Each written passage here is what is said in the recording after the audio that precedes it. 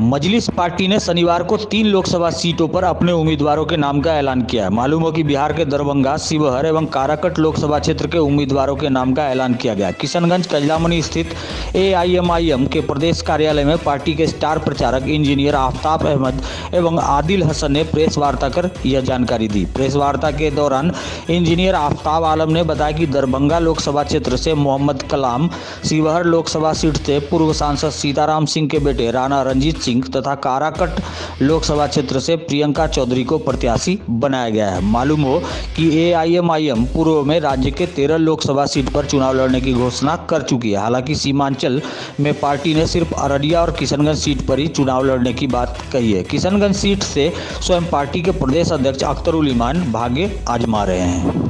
देखिए, पिछले दिनों इलेक्शन के हवाले से, जो लोकसभा के इलेक्शन के हवाले से हमारे प्रदेश अध्यक्ष जनाब अख्तरुल ईमान साहब ने जो बात कही थी, तो उस पर हम अभी तक कायम हैं।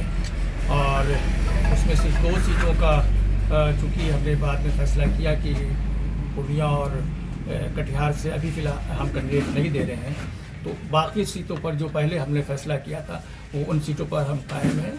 और इस वक्त हमने 3 सीटों पर संभावित जो कैंडिडेट्स हैं उनके नाम हमने स्टेट कमेटी ने भेजी है हमारे कौमी सदर जनाब बैरिस्टर असदुद्दीन ओवैसी साहब के पास, और उनके पास ये अंडर कंसिडरेशन है। वो जो है जल्द ही उसका फैसला लेंगे।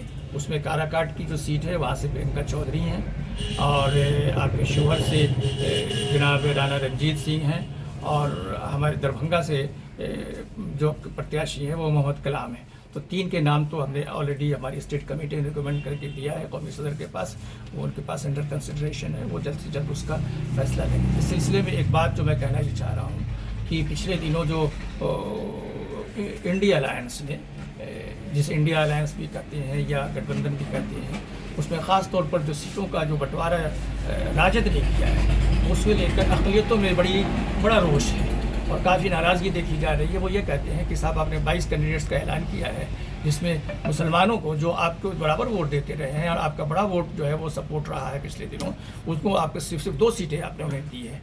जबकि आप दूसरी जो MY कम्बिनेशन में जो वाई का जो है जादवों का है, मुझे कोई एतराज़ नहीं है, लेकिन ये कि उनको आपने 8 सीटें दी हैं। तो 22 में 8 सीटें आपने जादवों को दी हैं, 2 सीटें जो मुसलमानों को दी हैं। उससे मुसलमानों में ख़ास तौर पर हमारे नौजवानों में, मुस्लिम नौजवानों में बड़ी नाराज़गी है, और वो कहते हैं कि राजद ने हमारे साथ जो है वो सौतेलापन का सबूत दिया है। तो इस सिलसिले में हम पर प्रेशर काफ़ी है, और सारे बिहार से जो बाकी सीटें भी बची हैं, ख़ास करके फर्स्ट फेज़ के बाद की, वहाँ हर जगह से प्रेशर है कि आप कैंडिडेट दीजिए। वो कहते हैं कि कैंडिडेट, लेकिन ये है कि हम बड़े तहम्मुल से और बड़े सब्र के साथ और बड़ा देखभाल का फैसला कर रहे हैं, समझबूझ कर रहे हैं। तो कितनी सीटों पर आखिर जो 7वें फेज़ तक हम इलेक्शन लड़ेंगे, उसके सिलसिले में हमारे कौमी सदर उसका फैसला करेंगे बैरिस्टर साहब। लेकिन यह है कि स्टेट कमेटी उस पर कई नामों पर विचार कर रही है, और भी कई नाम हमारे अंडर कंसिडरेशन हैं। जब भी मौका मिलेगा तो इंशाल्लाह हम उसका फैसला करेंगे। अररिया के हवाले से भी आपने देखा कि पिछले दिन जो फैसले आए हैं उसके सिलसिले में लोगों की नाराज़गी है, और वो चाहते हैं कि अररिया से भी हम कैंडिडेट दें। तो अररिया के हवाले से भी हम लोग गुफ्तगू हमारी हो रही है, बातचीत हो रही है, और हम उस सिलसिले में भी इंशाल्लाह जल्द से जल्द कोई फैसला